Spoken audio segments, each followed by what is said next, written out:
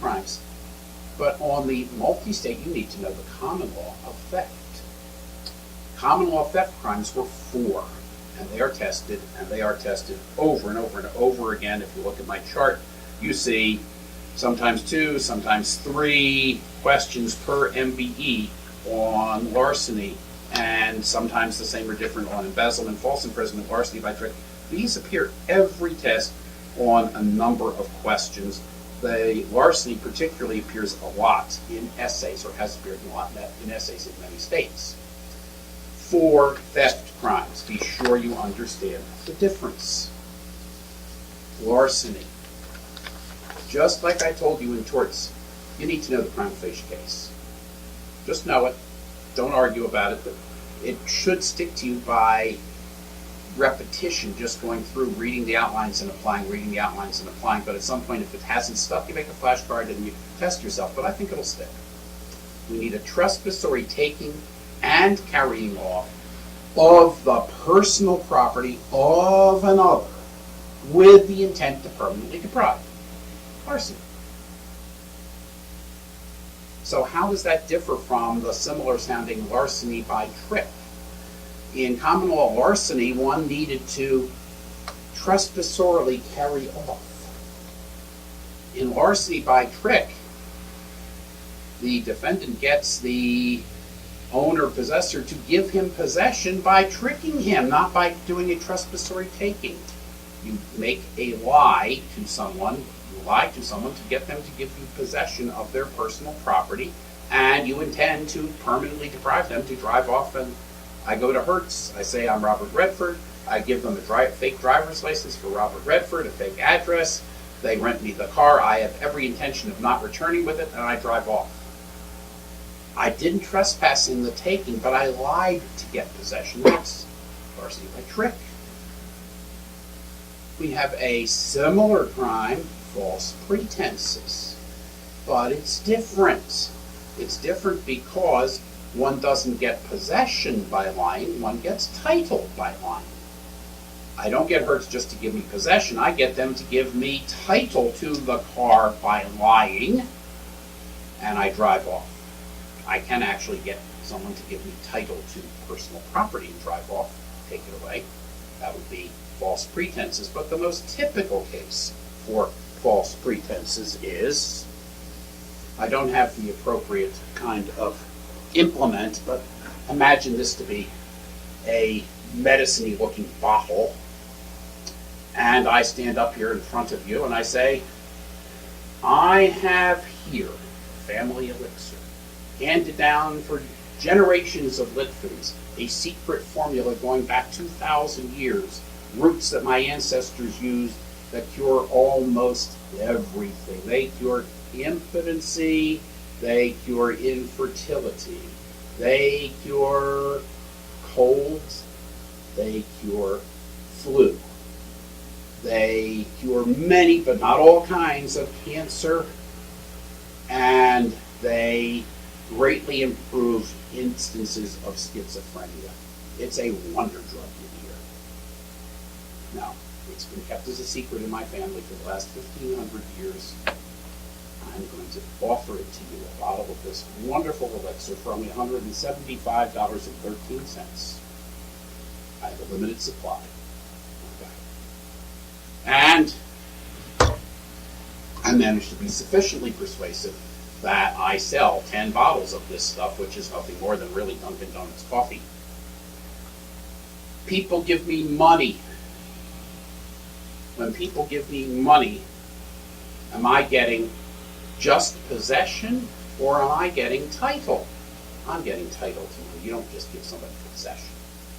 I go and I spend it at some store. I add title to the money.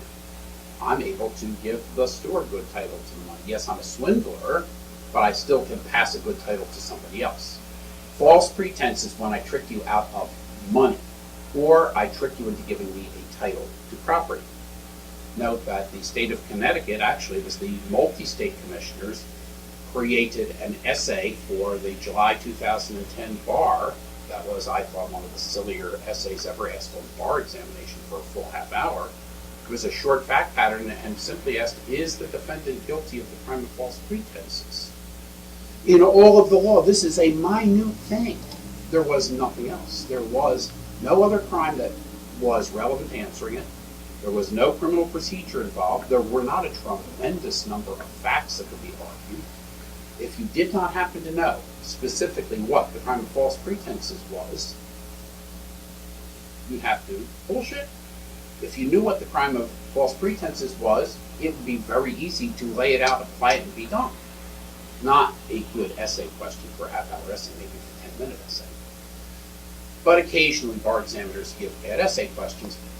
It's important to know the elements of the basic crimes, even ones as relatively small as false pretenses. So we have larceny, then larceny by trick where one gets possession by a lie, false pretenses where one gets title by a lie, and the fourth common law theft crime is embezzlement. The person tried with embezzlement didn't take the personal property trespassorily and didn't tell a lie to get possession, but had the property entrusted to him. And while in his care, while entrusted to him, then made a decision to convert it to his own use. That is the crime of embezzlement. One entrusts property, the person with whom it's entrusted converts it, that's embezzlement, with the intent to permanently deprive. Those are the four common law theft offenses. Big, but less big perhaps than the theft offenses in terms of testing is robbery. People on the street people on the street often confuse robbery and burglary. I've been robbed when they've been burgled. Burglary we'll come to in a bit. Robbery is simply a larceny that's carried out by the use of force or the threat of force. If I use force or threat in order to get personal property from another that I then carry off with the intent to permanently deprive, that's called a robbery.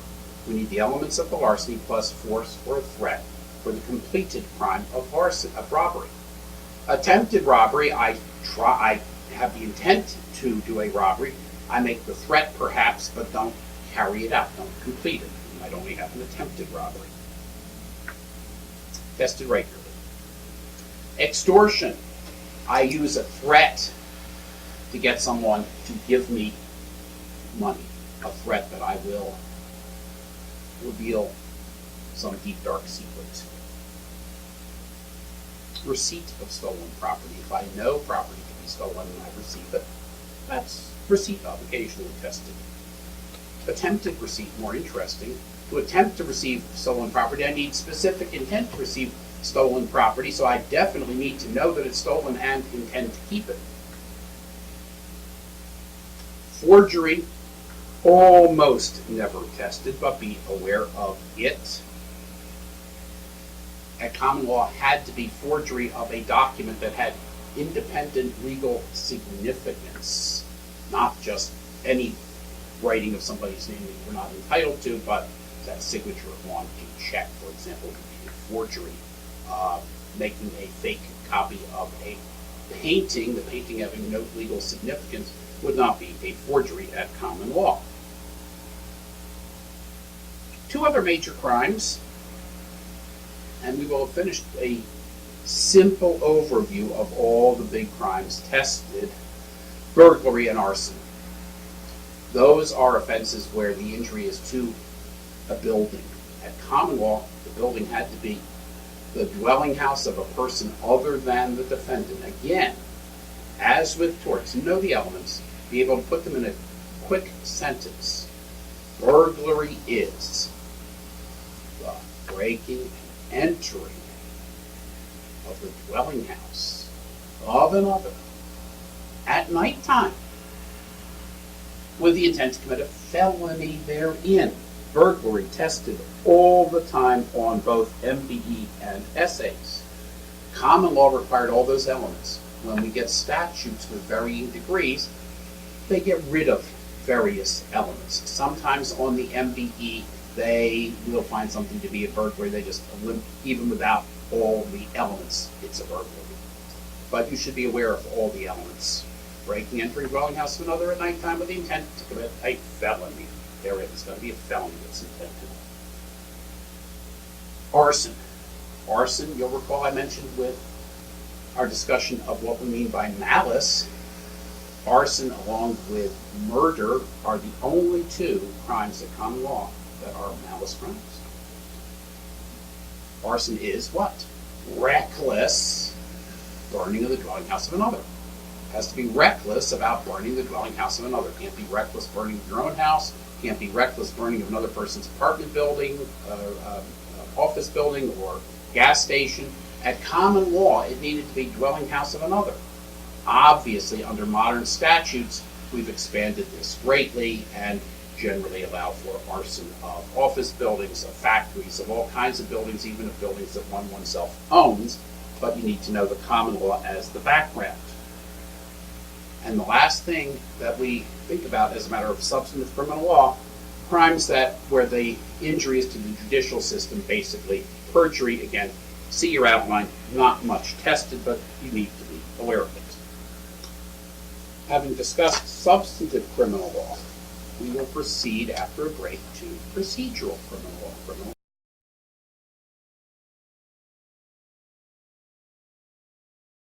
Okay, criminal procedure. We now are taking up criminal procedure. Notice on the MBE and on essays in general, they test both substantive criminal law and criminal procedure. And criminal procedure is a substantial portion now of the MBE questions and very heavily tested on the essays. And if you will observe the little sheet where I've marked what is tested, well, the exclusionary rule, yes. Arrests, definitely. Got to turn this thing over. But look at searches. So many of the MBE questions, so many essay questions in most jurisdictions, searches are far and away more heavily tested than anything else other than confessions. Look at confessions. Confessions a little less often, definitely less often on MBE than searches, but huge testing on searches on essays. You really want to know searches, confessions. You really want to know the law of arrest under the Constitution. Everything else in criminal procedure is tested much less heavily than those things. That's not to say you're not going to learn them, but searches and confessions the most. We're going to divide our discussion of searches, and I want you to be thinking, what are the big categories that we're looking at? So we've got some general introductory matters to take up, as we often do. We've got the Fourth Amendment, which is going to cover our arrests and searches. We've got confessions, which fall under several different amendments, the tests do. When I'm talking about amendments, pardon me, we're talking about the Constitution of the United States, of course. We've got pretrial IDs, much less tested. I don't necessarily need a separate category for them. And then miscellaneous provisions that limit criminal procedure. Far and away, all of what is tested, basically, of criminal procedure on the multi-state is constitutional aspects of criminal procedure. And most of what is tested on criminal procedure in most state essays is also constitutional criminal procedure. That is the limits that placed on criminal procedure by the Constitution. So let's look at these general principles that affect criminal procedure. The Constitution limits criminal procedure of the federal government in a number of ways in the Bill of Rights and in the main text of the Constitution.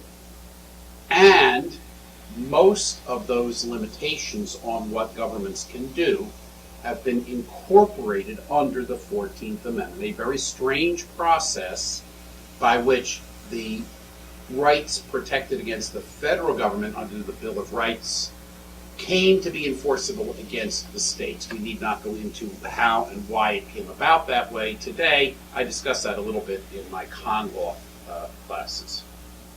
But the rights, Fourth Amendment, Fifth Amendment, Sixth Amendment, and other rights protected cruel and unusual punishment in the Bill of Rights that put restrictions on criminal prosecutors, that provide protections for criminal defendants or potential criminal defendants, have been enforceable in theory against the federal government since very early on.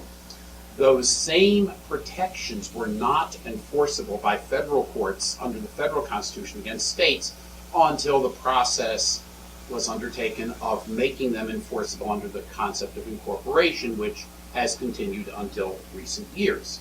Most of the rights and protections of criminal defendants are protected against both the feds and the states, but you need to know if it's states, it's the 14th Amendment as it incorporates the 4th and the 5th and the 6th. The right to a grand jury is not incorporated against the states. States are not required to have grand juries, and states are not required, or the rules about bail are not enforceable against the states under the Constitution. Everything else is. So that's where the limits of the Constitution come into play. The exclusionary rule, developed about 100 years ago, is a judicial construction that holds that where evidence is obtained in violation of constitutional rights, it should generally be excluded from a trial. And we need to talk about that. Okay? Talking about the exclusionary rule, in fact, will be it'd be a fairly substantial portion of what you read, not in length, but in terms of really important that you understand. We don't exclude just the ill-gotten, the evidence obtained by a bad search, an unconstitutional search, the evidence obtained by an unconstitutionally obtained confession, but we also exclude the fruits of that search or the fruits of that confession. That search led to finding other things, that confession led to finding other things. As a rough general rule of thumb, in order to deter the police from illegal, unconstitutional conduct, the fruits of those illegalities are excluded from evidence in general, unless, and there's a series of unlesses in your outline, the most important being, well, the prosecution got that same evidence from an independent source, or they got the evidence after an intervening act of free will. Read these limitations on the fruits doctrine in your outline. Be aware of them. They're tested. But even more important, the exclusionary rule simply does not apply in certain circumstances, limitations on when it applies. Now, I have said, and will continue to say, all over the law, a general rule and exceptions. You need to know the general rule and the exceptions. If you're writing an outline, if you're writing an essay, you state the general rule, you apply the general rule, then you go to the exceptions. Well, the exclusionary rule has exceptions. We don't exclude evidence under the exclusionary rule from a grand jury. The exclusionary rule does not apply to evidence submitted to a grand jury. We don't exclude ill-gotten evidence from civil cases. We don't exclude unconstitutionally obtained evidence from agency proceedings. We don't exclude unconstitutionally obtained evidence from parole revocation proceedings. We do not exclude unconstitutionally obtained evidence generally if it was obtained in good faith reliance by the police officers on a good faith reliance on a defective search warrant, things of that sort. Good faith exception.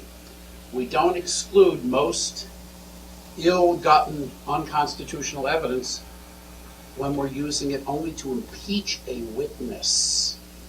We don't exclude, or even if we have excluded evidence under the exclusionary rule, that doesn't lead automatically to a reversal of the conviction if, in fact, the Court of Appeals holds that the evidence of conviction was so overwhelming that the person would have been convicted anyway. We call that a harmless error. Those are the concepts that you need to see as soon as you see exclusionary rule, be looking for. All the limitations and ways around the exclusionary rule. They will be tested. More importantly, you absolutely must understand that the Constitution places limitations on when a police officer can arrest somebody, may arrest someone, is allowed to arrest somebody under the Constitution. And that we approach arrests differently than we approach searches, and very often people confuse the two. I'm asking you not to. Don't confuse the two. The default rule for an arrest is that an officer may arrest if the officer has probable cause to believe two things. Number one, that a felony has been committed, and number two, that the particular person being arrested committed the felony. If those things exist, probable cause of felony and felon is enough to arrest without a warrant. There is no need to go get a warrant if the officer bumps into someone he has probable cause to believe was a felon on the street. Wait here, sir. I'll come back when I get a warrant. No. Only needs a warrant for a non-emergency arrest in the home. Can't go into the person's home except when there is an emergency and arrest someone without a warrant. If there's not an emergency, go get a warrant before you go into the home. If the arrest is for a misdemeanor rather than a felony crime bearing a penalty of over a year, misdemeanor not. Misdemeanor arrests must be or are permitted without a warrant if the misdemeanor is committed in the presence of the police officer. It's going to be very important to know when an officer can properly arrest someone when we get to see whether a search is incident to a lawful arrest. As soon as you see that concept, lawful arrest, you have to incorporate whether the arrest was lawful, but we'll be coming to that. There's also discussion at this part of Barbara's outline of when an officer can do something short of an arrest, various kinds of stops and detentions that don't amount to an arrest. I'd suggest you read them because short of an arrest, an officer can stop people. We'll come to that again shortly in a different context. Arrests. If we arrest somebody wrongfully, does that mean they go free? What's the consequence of an unlawful arrest? Certainly not going to be that we can't try the person if they did the crime, right? You may have to go get a warrant. Maybe there'll be civil damages. But searches, Fourth Amendment searches, we shall be free of unreasonable searches. Barbara's outline lays out a fairly simple approach that's pretty obvious. The Fourth Amendment only applies to the government. It applies to state governments because of incorporation of the Fourth under the 14th, state action. We need either a state or the federal government to act before the Fourth Amendment comes into play. If I, as a private citizen with no relationship with the government, were to come and search your briefcase, your purse, Fourth Amendment doesn't apply. So for the Fourth Amendment to apply, we must have a governmental official, and that governmental official must be doing something that invades an area in which you have some reason to expect privacy. So the first requirement is governmental official invading an area in which there's a reasonable expectation of privacy. Or you can break it down into two: governmental conduct invading reasonable expectation of privacy. As to whether the expectation of privacy is there, one of the critical issues is going to be something we take up a lot in constitutional law, whether the person complaining about the search had standing as to the place searched and the thing seized. If the person complaining has no standing, that's the end of the discussion. If somebody had an expectation of privacy, the person whose car it was had an expectation of privacy, the person whose home it was had an expectation of privacy. The search violated that person's expectation of privacy, but when they searched Jones's home, they found a murder weapon that belonged to Smith, and Smith had no expectation of privacy, let us imagine, in the place that was searched. Expectation of privacy. If so, then the Fourth Amendment requires what? That there be a warrant. A warrant is a document issued by government magistrate based on probable cause being shown to that magistrate. So it's got to be a warrant issued upon probable cause by a person we're going to label as a neutral and detached magistrate. The magistrate can't be part of the prosecution, part of the investigatory arm of the police. or won't be independent. We need to go to an independent person who has authority to issue warrants, who will issue a warrant. The warrant has to specify the place to be searched, the things to be searched for, and there has to be probable cause to do the search. If so, then the officer carries out the warrant and must do so in ways that are appropriate. See the outline. What if the warrant is no good? We have a series of exceptions where we should have had a warrant, but we didn't, or the warrant was no good. But before we get to the exceptions, be aware of one little quirk in the law.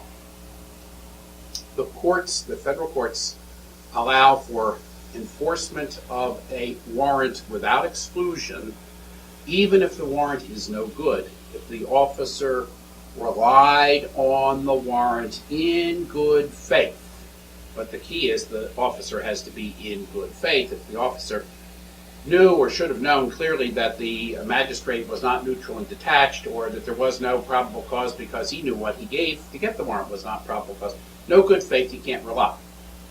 But in any case, whether we have no warrant at all or whether we have a defective warrant and no good faith, we still have exceptions that have been created over the decades by the courts. And the following areas fall within exceptions. Like with the rule against hearsay and the exceptions, I'm not interested in you memorizing a list and laying out a whole list when you go to write an essay. I'm interested in you knowing the stuff sufficiently that you recognize what's involved, what's potentially the exception, what is potentially not the exception, and only discuss the ones that are potentially there. And with these exceptions, you either meet the requirements or you don't. If you don't meet the requirements, you can't use that exception. You might combine several exceptions if the officer goes to a place where he's entitled to be under one exception and then sees something that's in plain view, which is a different exception, you can combine two, but you need to really fit the elements of each. So I'm going to say exception is tested a whole lot. Search incident to a valid arrest. Starting point, if we don't have a valid arrest under the rules of arrest that we talked about a short time ago, then we can't do a search incident to a valid arrest. So as soon as you start thinking about, was the arrest valid or not, if the arrest is invalid, say, well, if the arrest had been valid, there could have been a search incident, but since the arrest was not valid, or if the arrest is valid, then the officer can search what? The person, everything on the person, everything, and things within reach, the wingspan of the person who's been arrested. And if there's reason to fear that there are accomplices elsewhere in the building, let us say, the house, whatever, then the officers are permitted, as part of the search incident to a valid arrest, to search the whole house for accomplices, do a sweep for accomplices. You can't look for accomplices in a small drawer which wouldn't hold an accomplice. You can't go into a shoebox in the top of a closet because shoebox wouldn't hold an accomplice. Searching for accomplices to protect themselves if there might be accomplices around. That's your search incident and its scope. Secondly, and often you'll want to consider both of these, even if there's not enough for a valid arrest, there might be enough for a Terry stop, a stop and frisk. Suppose the officer has reason to be suspicious of criminal activity, but not probable cause sufficient to justify an arrest. A police officer may stop a person if the officer has reasonable suspicion of criminal activity. Reasonable suspicion is not as strong as probable cause. Probable cause has to be of a felony. Reasonable suspicion of criminal activity allows the officer to stop someone, and if the officer has reason to fear for the officer's safety, the officer can pat down or frisk someone. The purpose of the frisk is to find weapons that might be used. If the officer feels something that feels like a weapon, then the officer can reach in to take out the thing that is or might be a weapon. If the officer, in patting down, feels something that, upon just a touch, feels like a stash of cocaine, then the officer can, upon feeling something that feels like, I have no idea what cocaine feels like, why isn't it tobacco or whatever, but if it's such, then can reach in and take that. Other things, no. It's limited, not a real search, but a pat down and a reach in only if you feel a weapon or something that is likely to be drugs, basically. At that point, finding the weapon or the drugs, one now has probable cause to arrest in all likelihood. Then one can proceed to arrest and do a search incident. So we have our second exception, the carry stop. Third, and very easy to pick when it doesn't belong or to discuss and say applies when it doesn't fit, is the so-called automobile exception. There is no exception to the warrant requirement just because the thing searched by the police is an automobile or a similarly mobile a vehicle. Rather, it's a narrow exception that says an officer may search without a warrant if the officer has probable cause to believe that this particular vehicle has fruits, instrumentalities, or evidence of crime. That's pretty strong. Probable cause to believe that this vehicle has these things has to be very current information that rises to the level of probable cause that this vehicle has drugs, that this vehicle has a bag full of money taken from a bank robbery, or whatever. How do you get the probable cause? Well, you get the information from an undercover police officer, from a very reliable informant.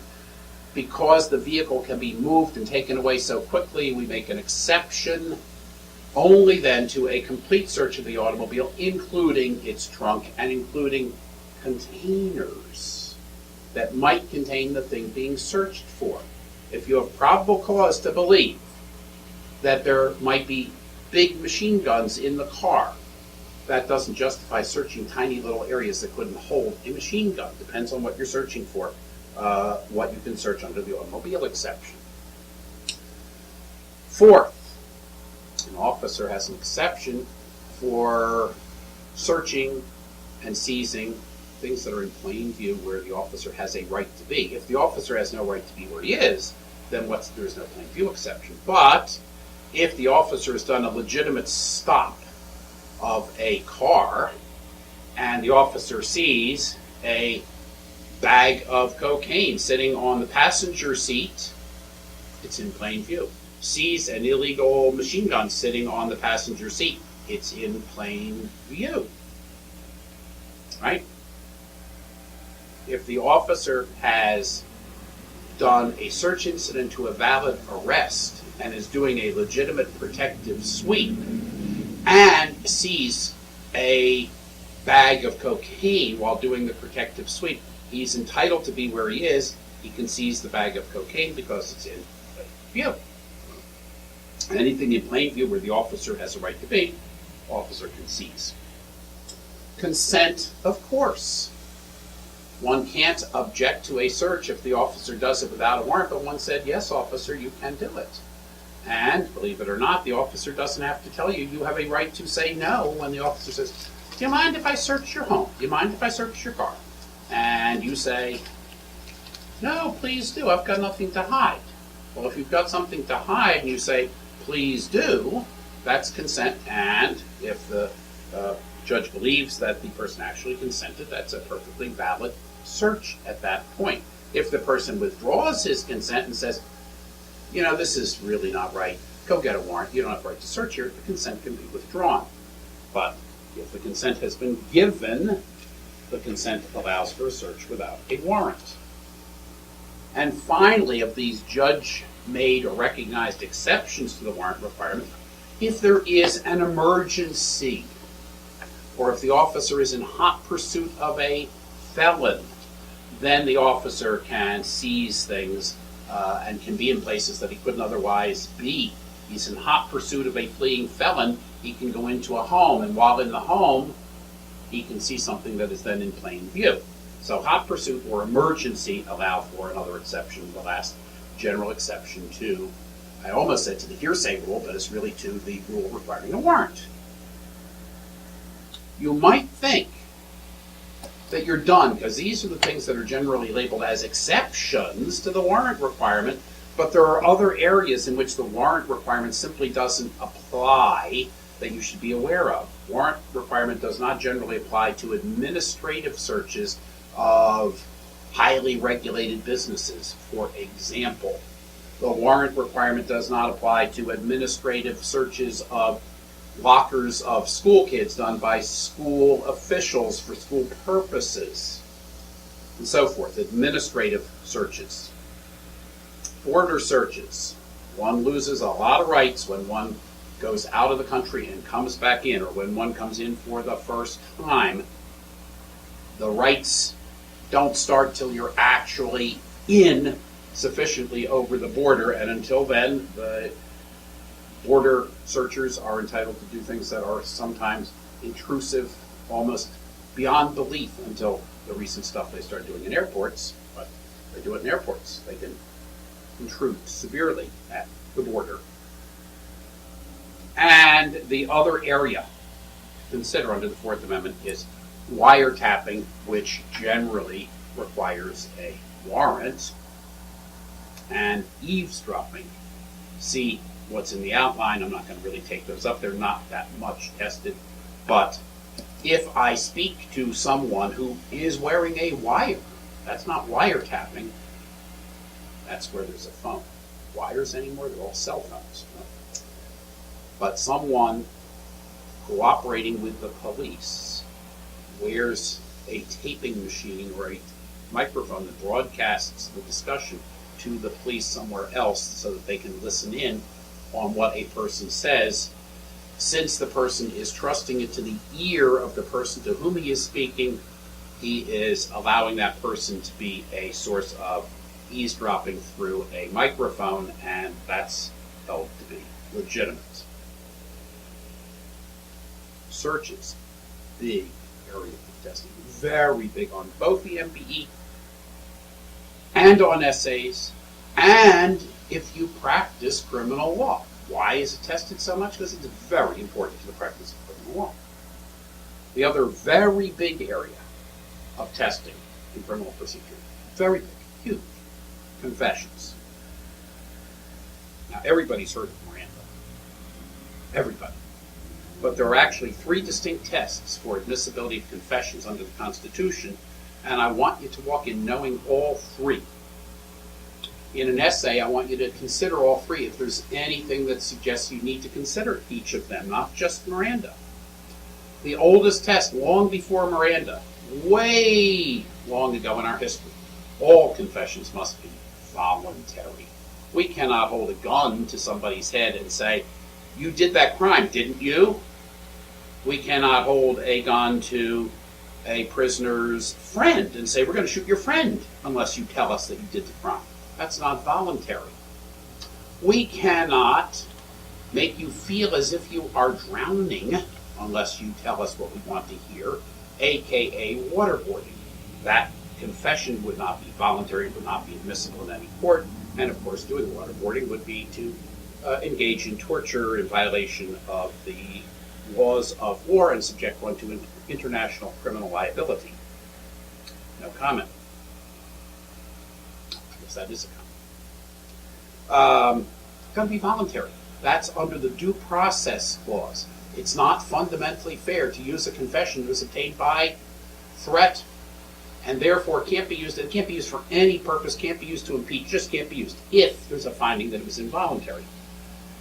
But that's not the end.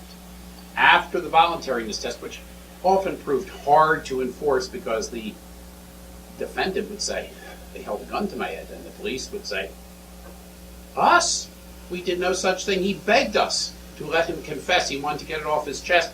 There's a he said, she said, was it really voluntary or not? So the court came up with application of the right to counsel and said, wait a second, there's right to counsel in criminal case under the Sixth Amendment and as incorporated under the 14th Amendment.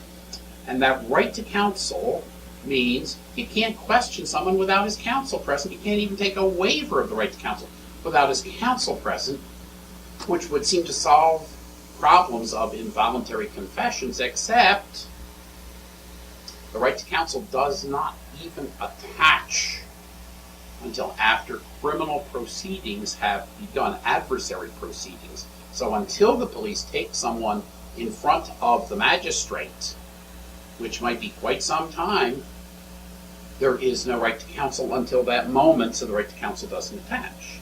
In addition to which, the right to counsel has been held to be what they call offense specific.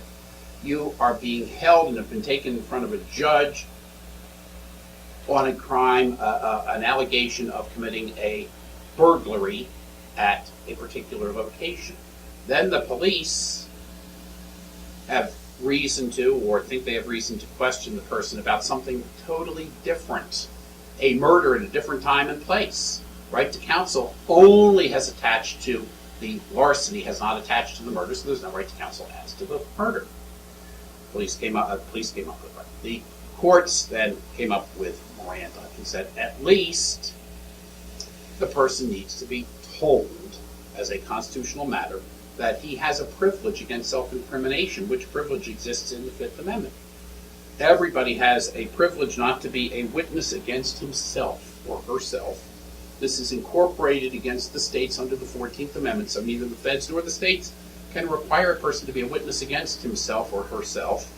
And when the police are holding someone in custody, not free to leave, and then interrogate that person, that is requiring them to be a witness against themselves. That's taking testimony from them by the police, and the duress is that you're being held in custody and questioned by police.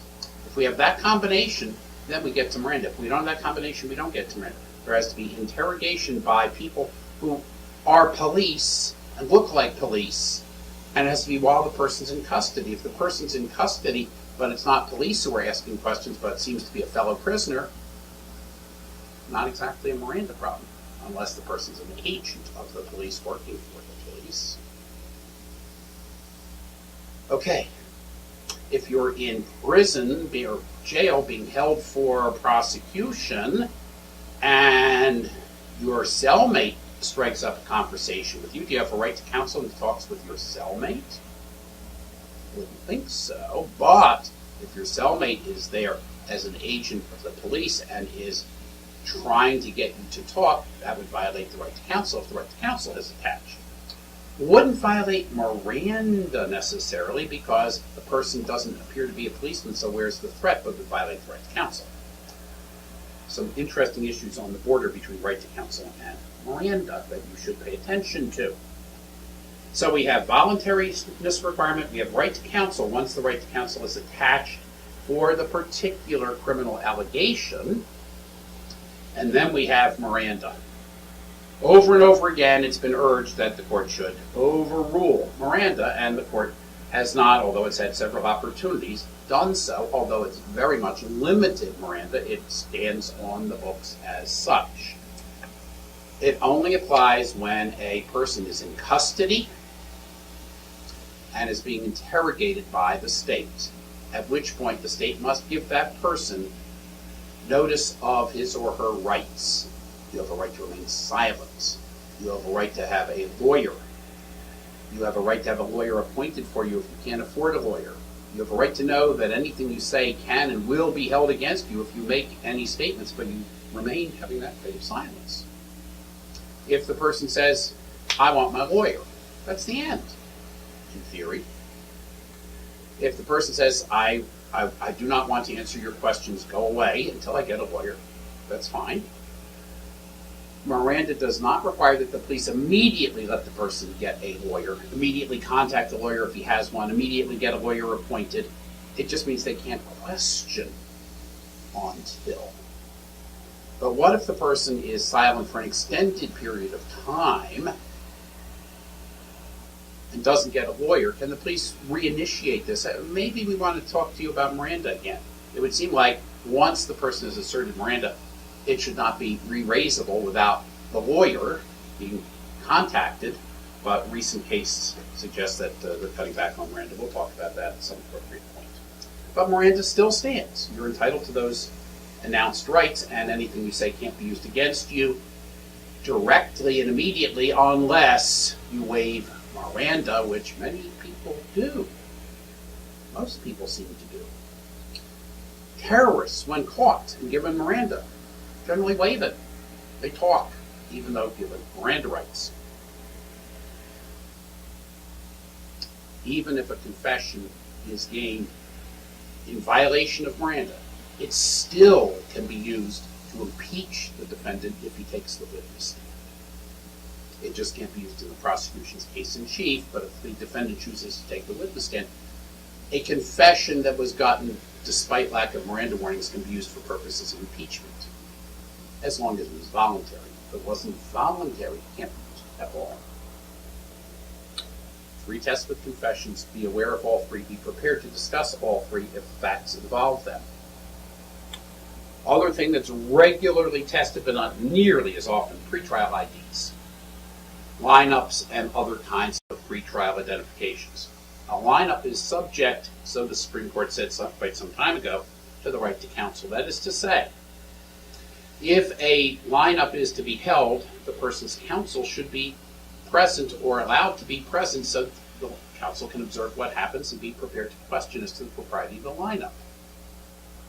That would have seemed to mean the defendant would be entitled to counsel at any lineup, but it was later found that the right to counsel at a lineup didn't apply until the right to counsel had attached, and that the right to counsel did not attach until adversary proceedings have begun, and so all the police have to do a lineup without counsel is have the lineup before taking the person in front of a judge, and no counsel need to be present. However, we have another limitation on pretrial IDs, and that's the Due Process Clause, 5th Amendment or 14th Amendment. A lineup is no good if that lineup, a series of people standing and being looked at, is not an unnecessarily suggestive lineup. Picture an unnecessarily suggestive lineup. The police have been given a description of the perpetrator of a crime by the witnesses. The description of the perpetrator of the crime is that it was perpetrated by a 5 foot 8 inch or thereabouts blonde woman in a red dress. We have a lineup with 5 other people, and the one the police think did it. One who the police think did it happens to be about 5 foot 8 inches blonde and in a red dress, and so appears in front of the witnesses. The 4 other women in the lineup are all 6 foot 3 inches tall and have black hair or red hair and are wearing blue jeans and don't look anything like the description. And the 6th person is a small black man in a business suit. The police are using the lineup to point to the one person. It has to be a legitimate lineup of people who, a number of whom might fit the description, so that the lineup itself is not suggesting who should be pointed out. That is required under the Due Process Clause. If the lineup identification is no good, consequence may be that the witness will not be allowed to identify the person at the trial, because it will be decided that the lineup identification, which was improper, biased the witness so that the witness is now identifying, yeah, that's the person I saw at the lineup, rather than that's the person that I saw at the crime scene. So this can present a serious problem to prosecutions if it is thrown out under the Due Process Clause. Read that carefully. Probably no more than one question on a typical exam, but it appears often. Now I have this long list of miscellaneous things. And you can note when I say, please read the Barbary Outlines, this is one place where I can say, up through the pretrial ID, read carefully. After the pretrial ID, you have about 30 pages, and relatively little of it appears on most tests. So you can read that somewhat less carefully. In fact, a good deal less carefully. Grand juries very seldom tested on the bar, caveat, more in New York than elsewhere. Grand juries are not required by the United States Constitution for state courts at all, and the one thing that's often tested is that the exclusionary rule does not apply in the grand jury. A little bit on grand juries occasionally. Prosecution has a duty to disclose evidence that might help the defendant. My God, does that seem like a fundamental concept of the prosecution, which is there to convict guilty people but not to convict innocent people, has evidence in their possession that would might help exculpate the defendant. They must disclose it. Must disclose it. What if they don't? Conviction can be thrown out. Recent case, a man was held in prison for some substantial number of years, even though the prosecution had an incredible amount of evidence that he did not do it and that somebody else did it. They had this evidence, they didn't disclose it. A number of different prosecutors were part of the not disclosing of it. When it was ultimately discovered, the case was just thrown out. There was no evidence to convict the guy at all. He'd been held in prison for a number of years. He sued for damages, got damages in the number of millions of dollars, not enough to justify keeping somebody in prison. I think he may have even been on death row. When the prosecution knew he didn't do it and didn't bother to give him the evidence that he didn't do it, just sent him and let him rot. Hoped he got hung. And the Supreme Court of the United States, Justice Thomas writing the opinion, said, this is not bad enough to justify any damages. Don't give him any money. Recent case. Said it wasn't part of a pattern of failing to disclose. It was only one instance. In fact, there was substantial evidence in the record that this same prosecutor's office had done this to other people on numerous occasions, and that a number of different prosecutors had been involved in not disclosing the evidence of this person's innocence. But once the Supreme Court says, well, this was only a single instance, then for purposes of this case, it's only a single instance. Therefore, the man should go away and be thankful that he didn't get tried, even though he spent all those years in prison, and the prosecution was at fault in egregious ways. No political commentary intended. Again, of course. Prosecution has duty to disclose. Not much tested, but more tested in New York than elsewhere. Trial by jury. There's a right to trial by jury. Throwing people off of the jury on account of race or nationality or things of that sort is improper, so that it can be challenged as violating the Constitution. See Bateson case in your outline. Juries used to have to be 12-person and unanimous, but no longer can be non-unanimous and smaller numbers. See your outline. Tested occasionally. This is not going to be heavily tested. It might appear occasionally. Does appear occasionally. Right to counsel. How often have I mentioned right to counsel already? You have a right to counsel, a right to counsel. But certain rights only attach once the right to counsel is attached, and the right to counsel does not attach until the police have taken the person in front of a judge or until otherwise adversary proceedings have begun. Don't use common sense and think when the police arrest someone, that's pretty adversarial. It may be adversarial, but it's not a proceeding. Proceeding has to be the person's taken in front of a judge or there has been an indictment. That's when the right to counsel begins. Burden of proof. One question very, very often on multi-state, very often, on the burden of proof. Who bears what burden of proof on what issues in a criminal case? And it's as simple as this. On all the elements of the crime itself, the prosecution must prove each and every element beyond a reasonable doubt, period. On anything that the state permits as an affirmative defense, a true affirmative defense. Yes, you did all the crime, but you have an affirmative defense. If it's a true affirmative defense, the state may, but does not have to, put the burden on the defendant to prove that defense by a preponderance of the evidence. I made a mistake. I acted in self-defense. These things being affirmative defenses, the state can put the burden to prove by a preponderance on the defendant. You need to know that. You should know that. Read it carefully, and it's even tested very often. You'll see it. The criminal defendant has a right to confront those who are witnesses against him. Save that for when we do evidence and the rule against hearsay. Guilty pleas. Most convictions are by guilty plea rather than by trial. Otherwise, the system would break down. And so guilty pleas get negotiated and agreements get entered into. But before a person can enter a guilty plea, the judge is required to determine that the defendant entered into that agreement voluntarily and knowingly and knew that he was waiving his constitutional right to a jury trial. And if that's not clear, judge cannot accept a guilty plea. Judge must question the defendant about these items before accepting a guilty plea. On punishment, there is very little on the bar. It's an afterthought generally. What's the appropriate punishment? Death penalty comes up rarely, but it does come up occasionally, so read the materials in your outline on the death penalty and what the limitations are on when the state can impose the death penalty and on whom it can impose a death penalty. I simply advise you to read that stuff carefully.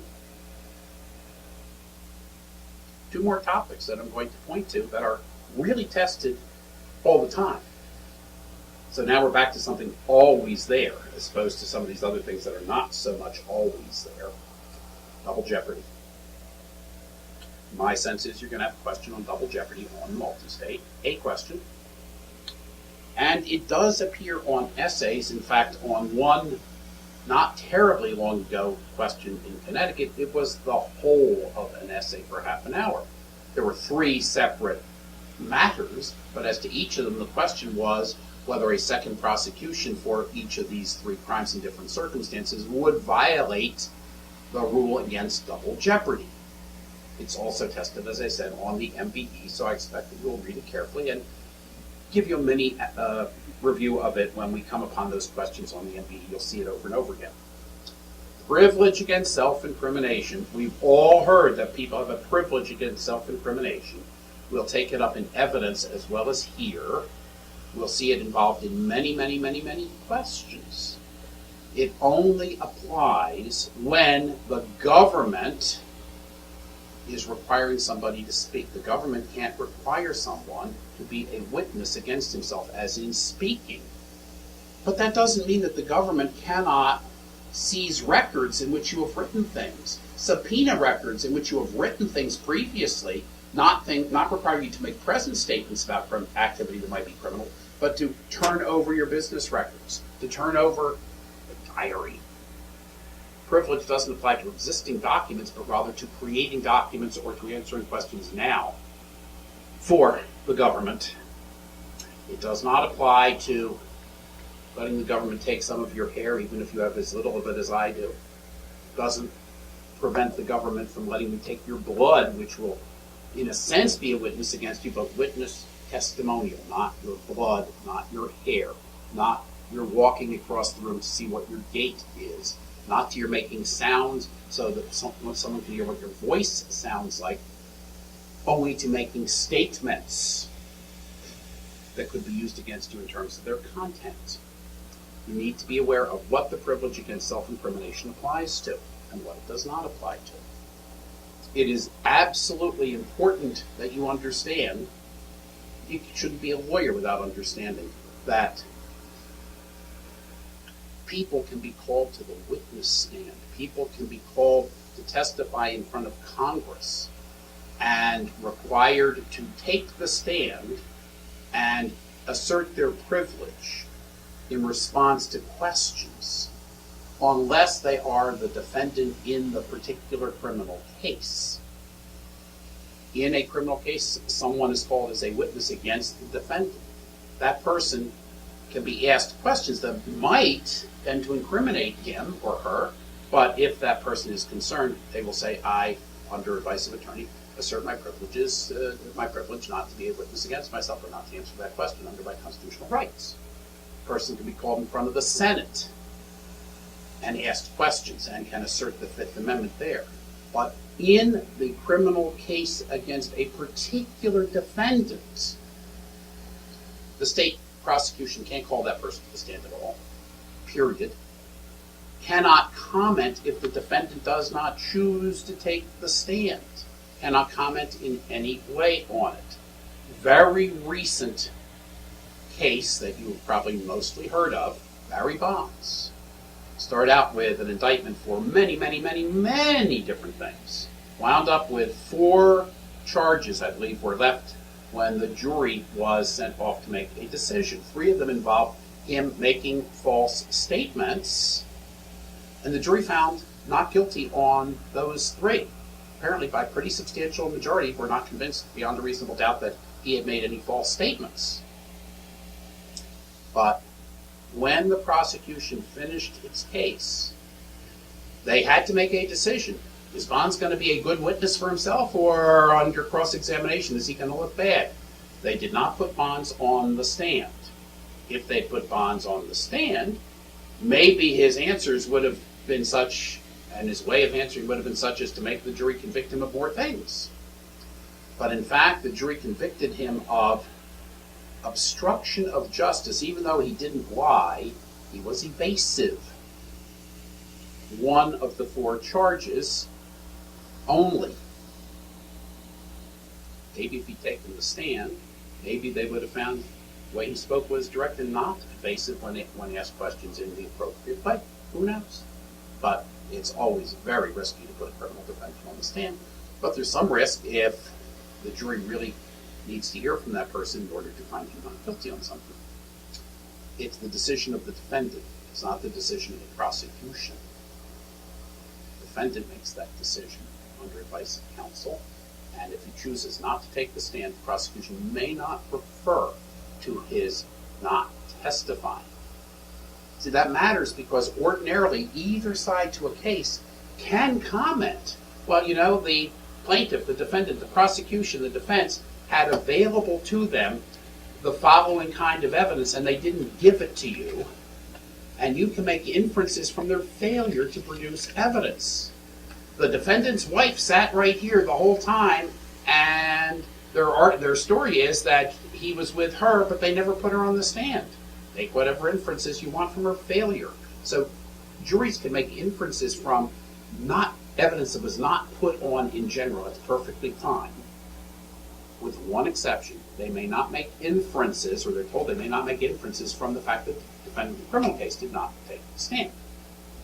And we have now had a basic overview introduction to substantive criminal law and to criminal procedure, with my attempt to let you know what are those things that are going to be most heavily tested on both the MBE and on the essays in whatever states you may be taking, to the extent that these tapes, DVDs may be seen in different places. I may add addendums as to peculiarities of what's tested in states like Connecticut, Massachusetts, New York, California, and other states in which my DVDs may be shown, but this is the general introduction. I expect from this you will now go and read very carefully the Barbary outlines in criminal law and criminal procedure, because I think they do an excellent job of filling in the details, but this is the structure, and this tells you what to emphasize in your reading and the structures that you need to be ready to use when you go to answer essay questions. As we'll be talking about in every criminal class, we'll be doing essays and seeing how we apply these structures. Do we have a governmental actor invading an area of reasonable expectation of privacy? If so, was there a warrant? If not, did it fall within an exception? If we have the possible exception of a search incident to a lawful arrest, we have to go back and make sure under the standard for a lawful arrest that the arrest really was lawful. Things of that sort. So think about those structures, fill in the detail from your reading, and maybe you want to hear this a second time later in the course. Thank you very much. I appreciate your attention.